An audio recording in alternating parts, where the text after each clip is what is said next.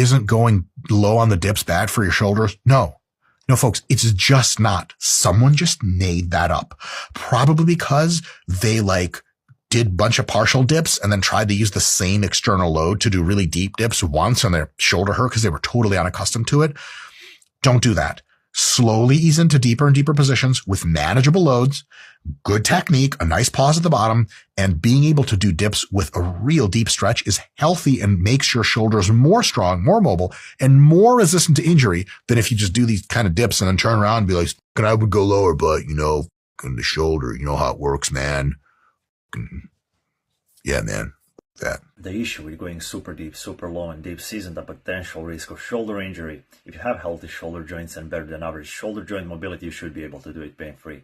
Rather the fact it's kinda mechanically redundant. I'm trying to avoid saying useless in terms of hypertrophy, but there you go, I said. If you just break the parallel, if the tip of the elbow goes below the rear delt, that's basically full active range of motion for all the primary movers, specifically chest. Going any deeper than that will just transfer more resistance to the connective tissue of the sternum and shoulder joint. But going deeper will give me that deep stretch. Yes, it will give your connective tissue a deep stretch. How do I know this? Because when they attach the electrodes in multiple EMG studies, what they found is that chest activation exponentially started dropping as the subjects went below 90-degree angle. Why that happens, beside the obvious mechanically disadvantageous position for primary movers, most people are so mechanically inefficient in that bottom half of the range of motion that they subconsciously start distributing the load, the resistance between connective tissue and muscles.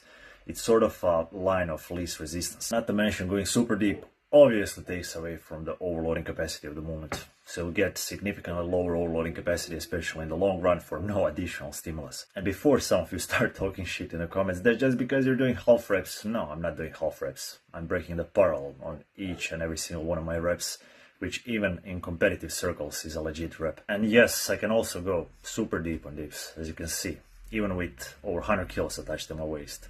It still doesn't change the fact it's pointless, due to the reasons mentioned. I like Dr. Mike, and don't get me wrong, but I'm sensing the reason why he started preaching about going super deep on dips is because he probably tried heavy weighted dips at one point, realized he's not exactly very strong, so he started tweaking the form to suit his narrative. Let's be real, he's using a momentum he's kicking during bodyweight dips.